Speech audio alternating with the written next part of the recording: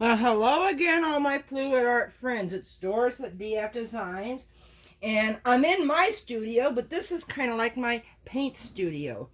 I want to show you how I coat these so when I put resin on them, I don't get air bubbles, because air bubbles will travel through the wood. So you need to coat all the front, the back, and all the sides. I got my can of Minwax. I decided I better buy a bigger can. All I got is a stir stick from the paint department there, because you don't shake it, you mix it. And I got let me see if that's on camera. I've got a foam brush, and I'm going to do my very first coat on these. And I got little spray can caps for them to rest on. Now the little ones are easy because I'm coating the outside. You can hold them in your hand. And basically I'm brushing it on the smooth part, but when it comes to the rough edge, I'm patting it on. Yeah, you're going to get drips underneath, so what you can sand those off, or you can go around it with a stick while it's drying, just to kind of scrape off the drips. But see, that's all I'm doing, is just tapping this so it gets in all the little cracks and crevices. I want to make sure that the top is well coated. It goes all the way to the edge. Okay. And that's basically how I start the clear coating. I will come back when these are dry to show you how I sand the back and do the other side. As far as I can see, doesn't look like there's any drips down there. But that's okay if, oops, sorry. My gloves are slick with the Minwax, and I dropped the cap. Anyway, so I will be back to show you how to sand them, sand the drips off, and to coat the back, and then I'll just keep going. I'm going to do this as a multi-part video, but it's not going to be hopefully a long one. Anyway, I'll be back.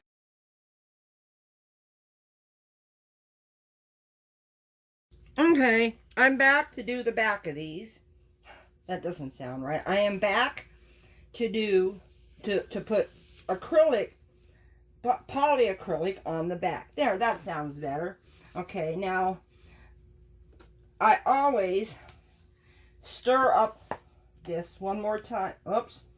Try not to get it over the edge, but I always stir this up one more time. I always put my brush, when I'm using it, a couple of times. I put it in one of these Ziploc bags. Keeps it wet. Okay. I don't know if you can see let me see. I don't know if you can see the sheen on there, but it's got a little sheen on it. Now, I know it looks white in the can, but it dries clear. It might even look white while you're putting it on. Now, when I'm doing the back, I still go around, because these little, see, it's not easy to brush in these little cracks and crevices of the natural edge. So what I do is I brush some of it over, but I also just tap.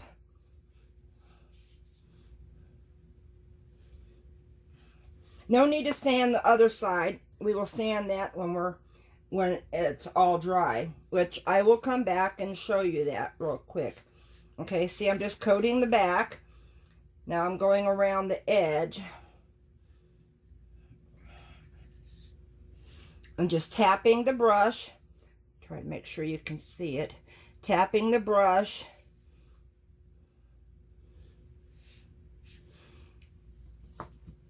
Then this one, do the back. Didn't even need, I had so much on there, didn't even need to tip it or stick it in the can again. See, just getting the edges coated. That's what might cause your drips on the other side. But that's okay because they're very sandable. You just want to make sure you get it in all of the areas, because if any air can get in, it will cause bubbles in your resin. And you don't want bubbles in your resin because it'll just, you can sand it and you might have a bubble that goes all the way to the bottom because of the air. So you just want to make sure you're sealing them really good, which includes your sides. Okay, there's those 4. Stick it back in the bag. And I will be back, well, for you in a second, but for the video, probably about 20 minutes or so, to show you how I sand them. Okay, I'll be back.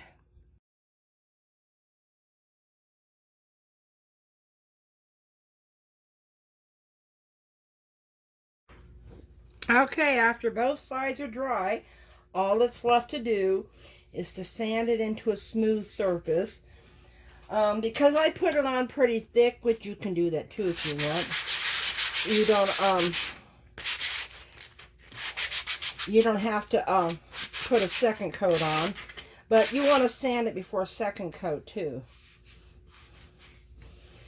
And now that's all nice and smooth. And this is a piece of 220 grit sandpaper. I cut it in half and then I fold each half in half because I just want a small area. Anyway, there you go. You can see it's kind of shiny. You don't have to sand the sides because it's supposed to be rough anyway. And because I put it on pretty thick, I think it's going to be okay. So these are going to be probably done as coasters tonight. Now the reason I wanted to do, I want to do some beach scenes on these pieces of live wood. So that's what I'm going to be doing with them. So anyway, they're now ready to be resined, because you want to have a natural area for the beach. I'm not going to paint it. Anyway, so I hope you learned something from this short video, and I hope that to see you in the next video. So all I can say is I love the resin right out of you. Bye for now.